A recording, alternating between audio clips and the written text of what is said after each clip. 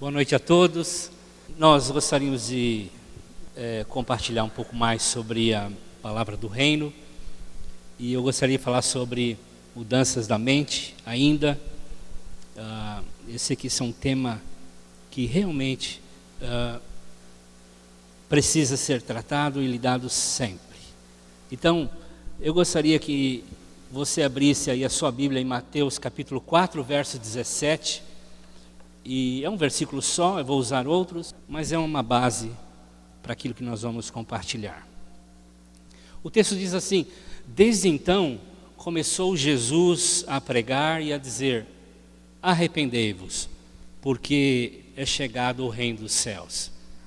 Arrependei-vos, ou mudem a sua mente, ou mudem a trajetória do seu caminho, ou mude de direção, ou faça uma transformação mental, uma renovação mental. Então eu gostaria de compartilhar alguns apanhados, algumas considerações sobre o reino de Deus, sobre alguns valores, alguns princípios sobre o cidadão do reino de Deus, que tem a ver com você e comigo, como filhos do rei, como filhos de Deus aqui na terra. E qual é a nossa posição, nossa postura, a nossa mentalidade, e como isso influencia nosso dia a dia. Eu creio que a visão da nossa comunidade tem a ver com o que nós temos falado, os pastores têm pregado, que é fazer discípulos comprometidos com o reino de Deus. Nós queremos um compromisso com o reino. É para isso que nós estamos nessa terra. É para evidenciar os valores, os princípios deste novo reino, o reino de Deus nessa terra. Então, eu gostaria de compartilhar esse apanhado de leituras que eu tenho feito, de homens e mulheres de Deus que eu tenho ouvido, coisas que o Espírito Santo de Deus tem trazido ao meu coração a respeito do reino, e eu vou continuar falando sobre isso por mais algum tempo depois. Nós vimos aqui uma palavra pelo Edu que se chama resignificados, que significa atribuir novo significado a coisas que nós já vimos numa visão diferente. Na realidade, nós começamos a ver e enxergar o mundo de outra forma quando nós entramos no reino de Deus. Quando o Espírito Santo de Deus vem na nossa vida, nossa mente começa a mudar. Nós começamos a olhar as pessoas de uma outra maneira. Então nós começamos a enxergar diferente aquilo que antes nós não víamos. Nós começamos a identificar as pessoas, olhar as pessoas de uma outra maneira. De uma outra perspectiva, da perspectiva de Deus, da perspectiva do céu.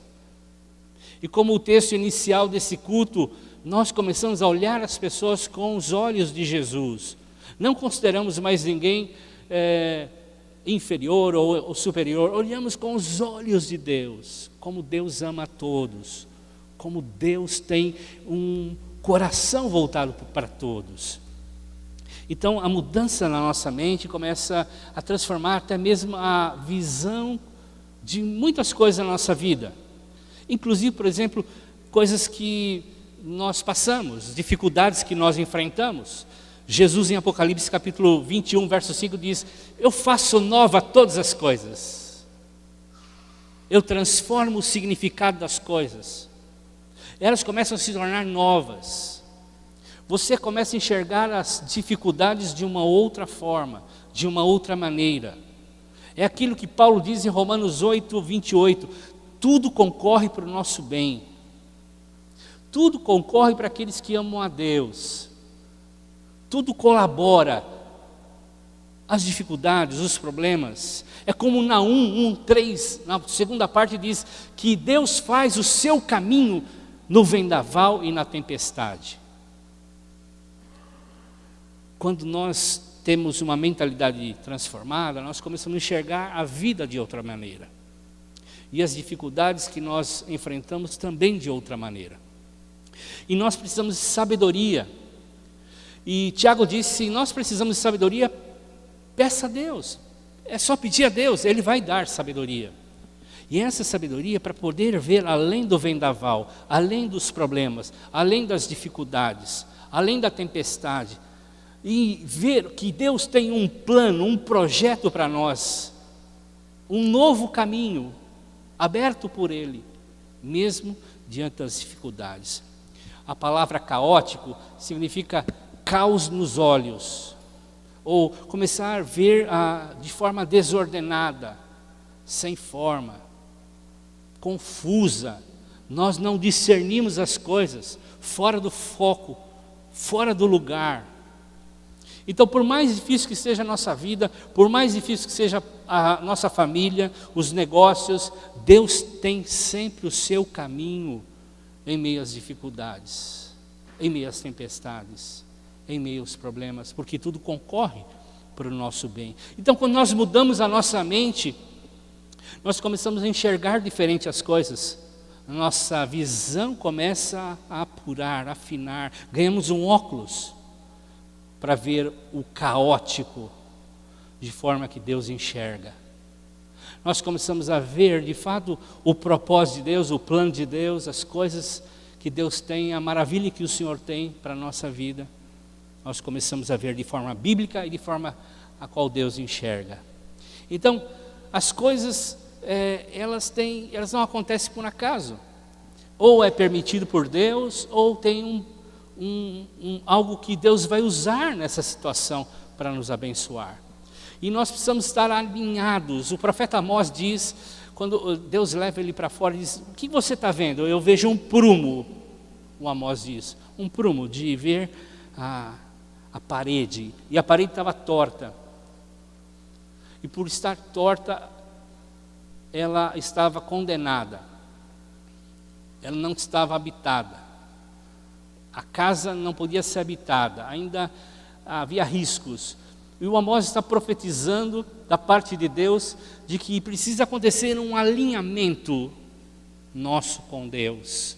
Quando nós entramos em sintonia com Deus, em alinhamento com Deus, Deus pode, de fato, começar a falar conosco, a trazer uma visão diferente a respeito das circunstâncias.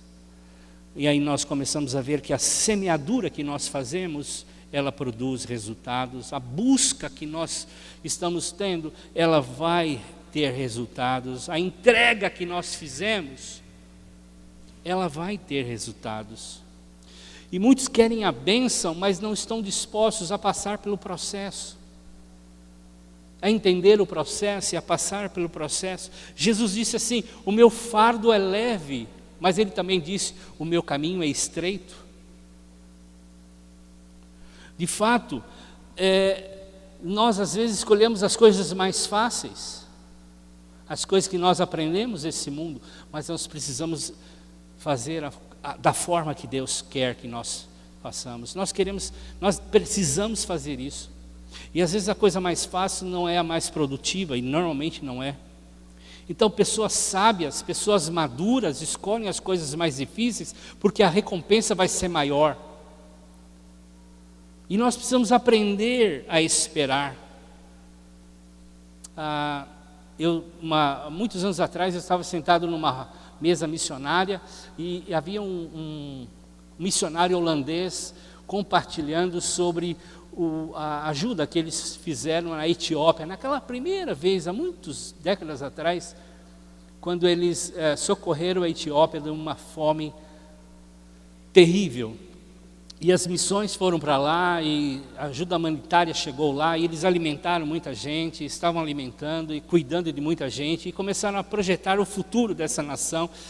E eles levaram sementes e animais para fazer plantações, para que essas pessoas pudessem ter o que comer, irrigação e tudo mais. Pois bem, depois de alguns anos eles voltaram, eles comeram as sementes e comeram os animais. Então muitas vezes nós somos assim, nós somos tão preocupados com o já, o agora, que nós esquecemos a recompensa futura, que nós esquecemos de que há algo melhor na frente, algo maior na frente. Nós comemos as sementes e cavamos às vezes para saber se Deus está providenciando aquilo que nós estamos pedindo, e nós matamos a semente. Então não coma a semente, não queira receber a herança antes do tempo. Lembra-se do filho pródigo? Ele exigiu a herança antes do seu tempo. O pai estava vivo, ele queria a herança. Ele recebeu a herança se tornou maldição. Ele perdeu tudo. Então, alguém disse essa frase. Eu tenho muitas frases, irmãos, que eu estou aqui, não lembro de algum. Eu li muito, então tem coisas que eu não sei qual autor, mas elas estão todas em aspas. Então, alguém disse assim: Deus dá o futuro em sementes. Deus dá o futuro para nós em sementes. Nós precisamos cultivar essas sementes, plantar essas sementes. Deus deu a semente a Adão para ele cultivar a terra, para ele trabalhar a terra e ter o que comer e alimentar outros. Deus dá o futuro em sementes. Não coma a semente, obedeça a Deus, espere o processo, colhe os frutos. Tem gente pedindo paciência para Deus, dizendo: Senhor, me dê paciência, mas me dê já, né? Ele quer agora, é já, não espera. Ele quer paciência, mas quer já. Então, pessoas ansiosas não conseguem alcançar o sucesso permanente. E o sucesso permanente é o sucesso humano, das buscas humanas, é daquilo que Deus tem preparado para nós. O sucesso nos acompanha, esse sucesso espiritual nos acompanha até a eternidade. E a chave para o entendimento e o propósito de Deus é entender que Deus está atrás de tudo. Eclesiastes 11:4 diz: quem olha para o vento nunca semeará, quem olha para as nuvens jamais colherá. Então nós precisamos discernir o tempo, buscar ao Senhor profundamente e esperar do Senhor as coisas. As condições apropriadas para a colheita são decisões que nós tomamos. Essa é a nossa parte. E as decisões segundo a vontade de Deus que nós decidimos. Senhor, eu quero aquilo que o Senhor prometeu para mim, e eu tomo decisões em cima disso.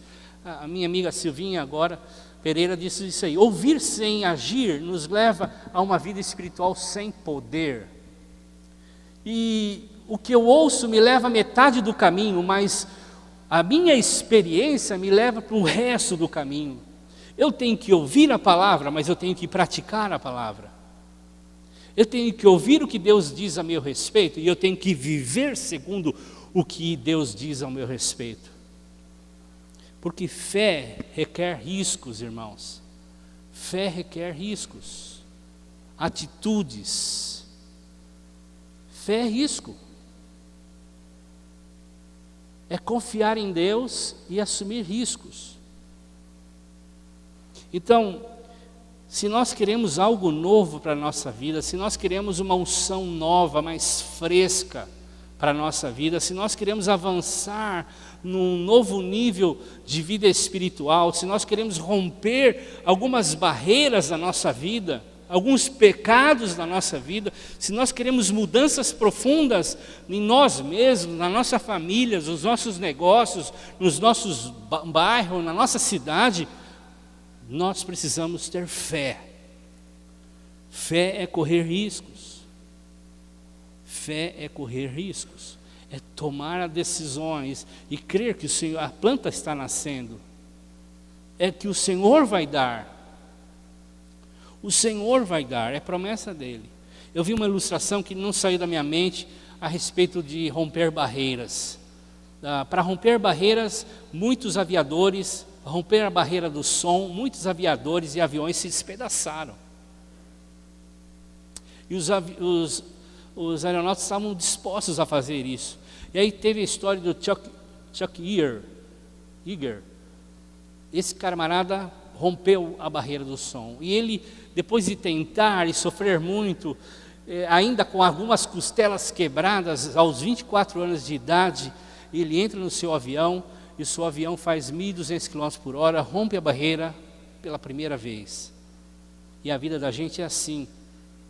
Para romper algumas barreiras na nossa vida, vai chacoalhar muito. Vai doer muito.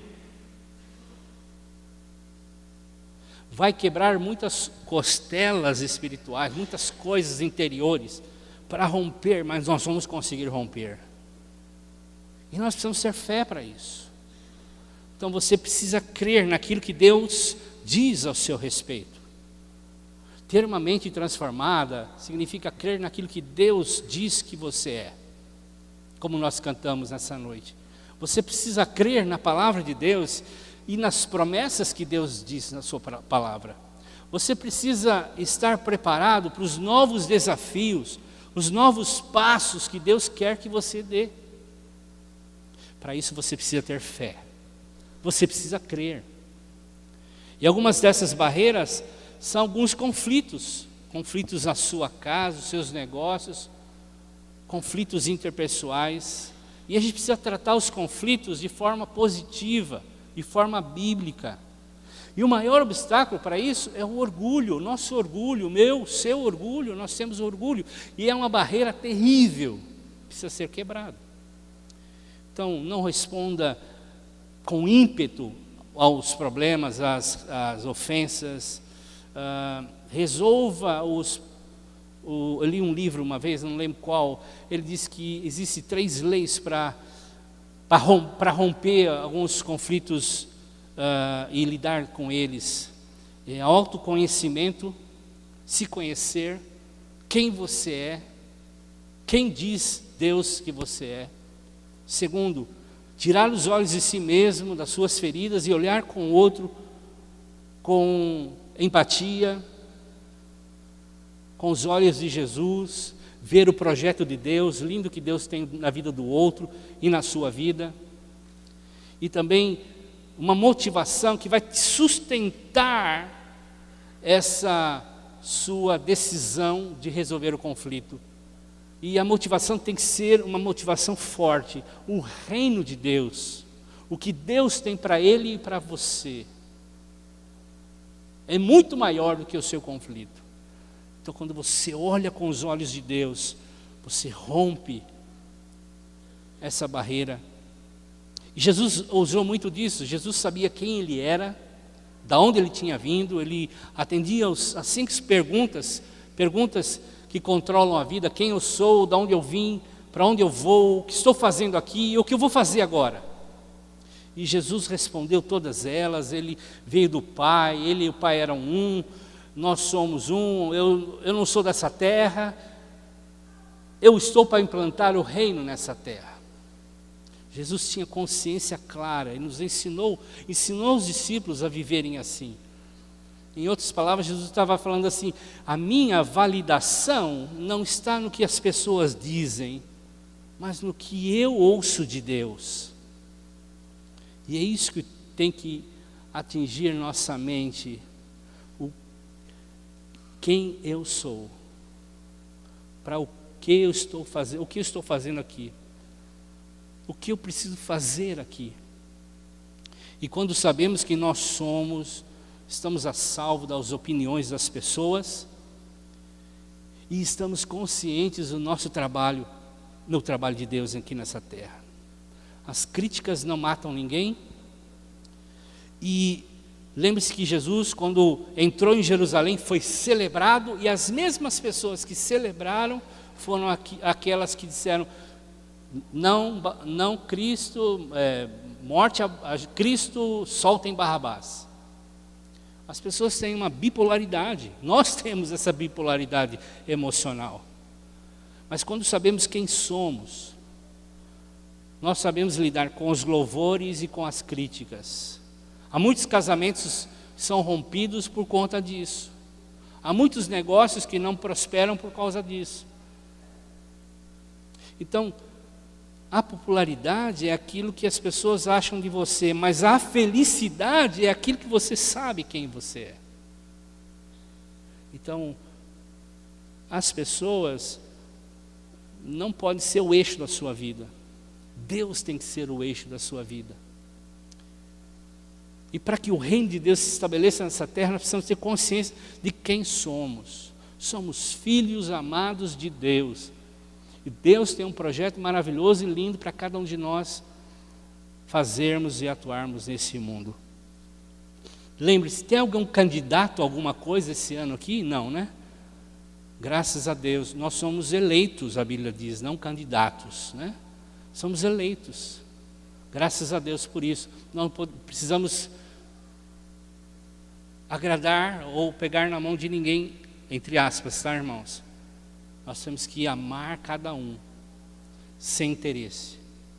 Nós somos eleitos, então não precisamos tentar agradar ninguém dessa forma. Nós precisamos ganhar todos para o amor de Jesus, com o amor de Jesus. Lembre-se de Moisés, ele recebeu muitos nãos, e isso não mudou a sua missão. Lembre-se de Jesus. Isaías 53 diz que ele foi o homem mais rejeitado da face da terra. Isso não mudou a missão de Jesus. Lembre-se de Davi, foi rejeitado pelos seus irmãos, sua esposa, por Saul, pelos seus inimigos, pelos seus amigos. Isso não mudou aquilo que Davi tinha no seu coração. Então, se a gente quer ser um cidadão do reino e ter sucesso, nós precisamos lidar com a problemática da rejeição. E às vezes nós temos um monte de profetas à nossa volta, profetas da incredulidade, apontando para a gente, dizendo: você não é de nada, você não vai ser nada. E há um monte de profetas assim, profetas coveiros, né? Que profetizam a morte da nossa vida, a morte dos nossos sonhos. E nós não podemos dar ouvidos a esses profetas. Precisamos fechar a porta, tirar eles do nosso eixo, do que nós fazemos, do que nós somos. Eles não podem influenciar. Muitas células fecharam assim aqui. Muitos casamentos acabaram por conta disso. Muitos negócios não dão certo por conta disso. Então, lembra dos 10 espias? Lembra dos 12 espias? 2 falaram: nós vamos entrar, Deus prometeu. E os 10 falaram: não, nós não podemos entrar, nós não vamos conseguir, vamos voltar e ser um povo escravo, é melhor. Para que mexer com isso? E os profetas da desilusão, do pessimismo, são maiores nesse mundo, estão em maior número. Por isso nós precisamos estar alinhados, conectados ao que Deus diz que somos. Porque Deus ouve tanto a murmuração quanto a oração. Olha lá o que diz Números 14.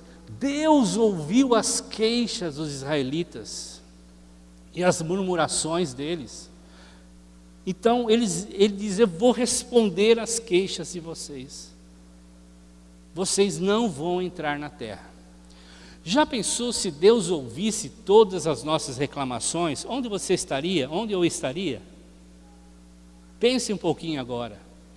Já pensou se Deus ouvisse as nossas murmurações, nossas reclamações? Ele ouve, irmãos. Nós precisamos nos arrepender, nossa mente precisa mudar, porque o novo reino chegou, o reino do Rei, que veio trazer libertação e identidade para todos nós. Então, a mente transformada transforma o que nós falamos. Esse é um valor que eu queria falar também nessa noite. A nossa mente transformada muda o vocabulário, a forma de falar. Então, as palavras, a Bíblia diz, mantém as coisas vivas, ou elas trazem problemas, doenças, destruição, divisão, esfriamento e outras coisas mais. Provérbios tem uma lista de coisas aí, eu peguei alguns só. Provérbios 15:4, as palavras certas podem trazer saúde para o corpo e vida nova. 16:24, as palavras agradáveis são como um favo de mel, são doces para a alma e trazem cura para o corpo. Palavras proféticas, bíblicas, levantam a pessoa, curam o enfermo. Provérbios 16:24, o homem perverso provoca dissensão, e o que espalha boato afasta bons amigos. Provérbios 15:4, a palavra cruéis desanimam a gente, adoece o espírito, em outra versão. Provérbios 26, 20. Sem lenha a fogueira se apaga, sem calúnia morre a contenda. E tem assuntos que a gente tem que virar a página, pronto, acabou. Não podemos dar valor ao que deu errado. Alguém disse, não faça publicidade do erro. Vire a página. Mude. Eu já disse aqui uma vez, as vítimas não têm nome. Só o agressor, ele vai nas manchetes. A vítima é esquecido, mas o nome de quem matou sempre está à tona. Então, vire a página. Uma mente transformada pelo Espírito transforma a maneira da gente enxergar e ver e falar. Nós temos a mente de Cristo. A Bíblia diz que nós temos a mente de Cristo. A mente de Cristo olha o futuro, traz as realidades do futuro para o presente. Traz aquilo que Deus diz que nós seremos para a realidade presente. E é crescimento, é de fé em fé, de glória em glória. É um amanhecer que vai caminhando até ser dia perfeito. Então nossas palavras precisam mudar. E a mensagem do reino nos ensina que a lei do sucesso, irmãos, é a concordância. É quando estamos juntos, orando e concordando a respeito de algo, ele vai ser feito, é sucesso. Essa é a lei do sucesso, é a concordância. Jesus disse em João 6,63, as minhas palavras são espírito e vida. Provérbios 18, 21 diz, morte e vida estão no poder da palavra, ou da língua. Mateus 12, 34 diz, a boca fala o que está cheio o coração. Então, se somos cheios do amor de Deus, cheios da palavra do Senhor, cheios dos valores do reino, é isso que vai sair da nossa boca, isso que vai atingir as pessoas, e as palavras vão curar as pessoas, vão erguer a pessoa, nos nossos lares, nos nossos negócios, na nossa escola, na nossa vizinhança, vão ser profetas do Senhor. Porque a boca cria um ambiente, irmãos, cria uma atmosfera. A palavra espírito, a palavra ruach é sopro. É quando falamos, o ar sai. Essa é a palavra hebraica para espírito. O Espírito Santo. Essa é a mesma palavra para o sopro. Quando falamos, sai ar, o ar sai. Então, a palavra produz um espírito, um vento, um fôlego. O ambiente é manifesto pelas palavras que nós usamos. Se nos nossos lares há muita briga e discussão, esse é o espírito daquele lugar. Esse é o ambiente que nós estamos criando naquele lugar. Mas se estamos profetizando aos nossos filhos, às nossas esposas, os nossos crianças, estamos falando do Senhor, estamos profetizando as coisas boas do Senhor, esse é o espírito que nós estamos criando. Assim nas nossas empresas, assim nas nossas conversas interpessoais. Hebreus 12, 15 diz que a amargura que sai da boca como palavras é a raiz, é uma raiz e contamina. O ambiente é danificado. O ambiente onde nós estamos é terrivelmente afetado. Nós temos tido experiências tremendas no UPA, quando nós saímos aqui orando, cheios do Espírito Santo, invadimos aquele lugar, o ambiente que é de tristeza, de dor, de reclamação, muda. Os enfermeiros, os médicos nos atendem tremendamente felizes quando nós chegamos, porque o ambiente muda, o Espírito Santo de Deus se manifesta, porque nós estamos trazendo o ambiente do reino para aquele lugar. Um ambiente de morte, de desesperança, de angústia, de dor. As pessoas começam a sorrir, a falar bem, a pedir oração. Esse é um exemplo. O NCV é a mesma coisa, em outros ambientes. E nós podemos fazer isso em cada lugar onde nós vamos. Numa fila de banco, num mercado. Nós podemos transformar o ambiente pela presença do Rei na nossa vida. O reino de Deus chegou. Mude a sua mente. Nós precisamos ter essa mentalidade. Quando falamos, criamos um espírito. Em Marcos, capítulo 11, verso 24, acho que alguém postou essa semana, quando vocês orarem e pedir alguma coisa, creiam que já receberam, e assim tudo lhes será dado, ou será feito. Romanos, capítulo 4, verso 17, diz, o Deus que dá vida aos mortos, e chama à existência das coisas que não existem, como se já existissem. Coisas que não existem e Ele chama à existência. Isso é profético. Isso é trazer a realidade futura para o presente. É andar em novidade de vida, porque assim o Senhor nos deu, como cidadãos do reino, aqui, já. Antevendo o que vai acontecer lá na frente. É isso que está dizendo. O Deus chama à existência as coisas que não são como se já fossem. Nós precisamos entender que as palavras podem abortar os sonhos de Deus. Zacarias, pai de João Batista, quando estava ali, recebendo a mensagem do anjo, ele diz, Isabel não vai ter filho. Nós não teremos filho. E o que acontece? Eles têm um filho. E Deus fecha a boca de Zacarias. Zacarias fica mudo até nascer o João Batista. Zacarias não vai profetizar morte ou a incredulidade durante aquele tempo, mas ele vai se calar para não abortar os sonhos de Deus. Deus tem sonhos e nós podemos abortá-los se nós não tomarmos decisões que vão nos levar a caminhar no caminho de Deus. Aquilo não vai acontecer. Eu não vou receber ou ter aquilo que o caminho está preparado para me ter. Eu não ando naquele caminho que Deus preparou para mim.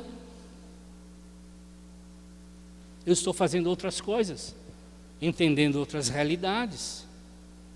Eu não participo da festa, porque eu estou agora, como Jesus contou na parábola, eu estou experimentando uma junta de boi, eu estou agora vendo uma casa nova, eu estou vendo isso, eu estou ocupado com os meus afazeres. Então nós podemos abortar, e temos que sonhar os sonhos de Deus, e nós precisamos rever qual é a fonte das nossas palavras, de onde elas estão vindo. Que a boca fala o que está cheio o coração, do que está cheio o meu e o seu coração. Então mude a sua mente. Estou terminando. Deus nos chamou para além da linha do medo. O medo, nós não podemos ter medo. O medo das incertezas, das dificuldades. Nós precisamos romper a zona de conforto. Nós precisamos romper essa zona de conforto que nós estamos tão bem. Precisamos romper isso, não ter medo. Porque a tribulação é uma academia para exercitar a nossa vida espiritual. É uma academia. Dói. Mas vai criando músculos espirituais para que você possa pegar mais peso e mais peso e mais tempo e assim por diante. Então precisamos desenvolver esses músculos espirituais. Ou como Paulo diz, desenvolva a nossa salvação. Porque Deus está treinando a gente para coisas maiores e melhores. Por isso nós precisamos estar treinados. Às vezes nós vamos ter que lutar mais vezes para vencer. Às vezes nós vamos orar mais para ser curado. Jesus orou 2 vezes por um cego ser curado. Eu e você precisamos orar também mais de 2 vezes para alguém ser curado. Os discípulos tiveram que lançar a rede outra vez para pegar peixe. Então, A nossa fé, irmãos, pode mover montanhas, mas o nosso medo pode criar muitas delas. Nosso medo pode criar muitas delas. Então, Deus não está preparando uma bênção para a gente. Deus está nos preparando para receber a bênção. Então, quando vierem dificuldades, como o Tiago diz, tem alegria. Ou Pedro diz, tem alegria. A bênção vai vir.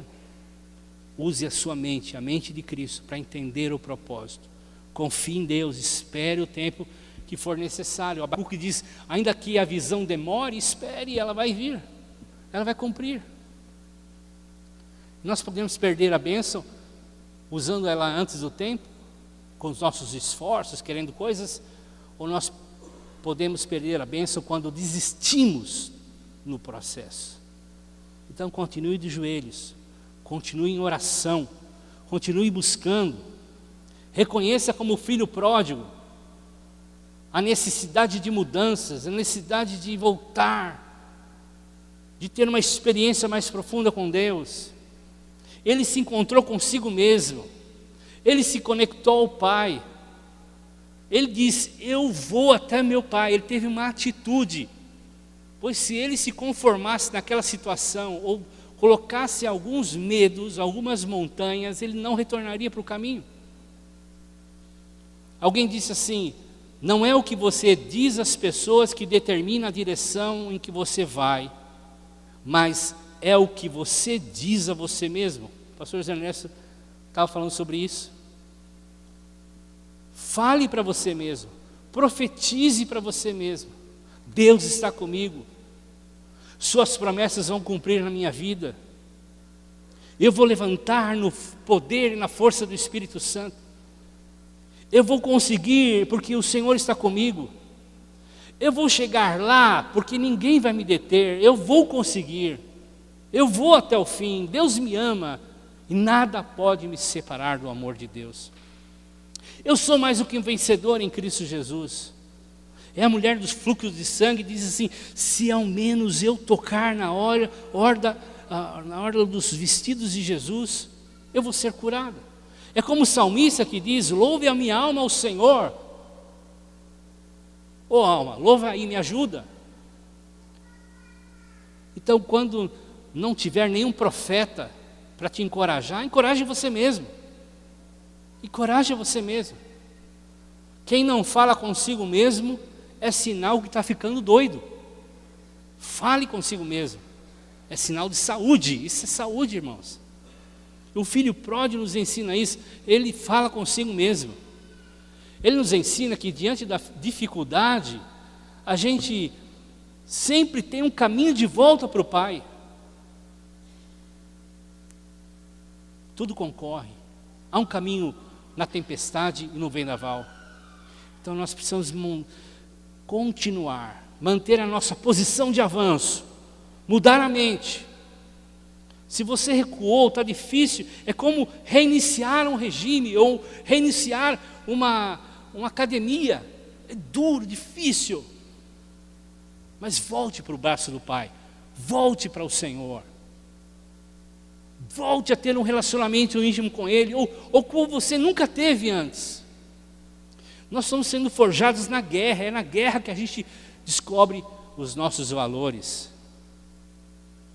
Está difícil? O rei chegou, o reino chegou.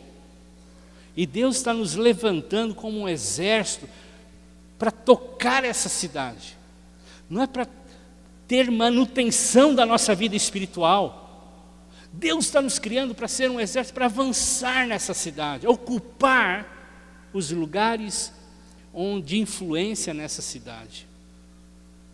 E filhos e filhas que sabem quem eles são nele, cheios do Espírito Santo, cheios de ousadia, como Davi diante do gigante, chegando, mata o gigante, e ele, nessa atitude de matar o gigante, ele cria no exército que está à sua volta um levante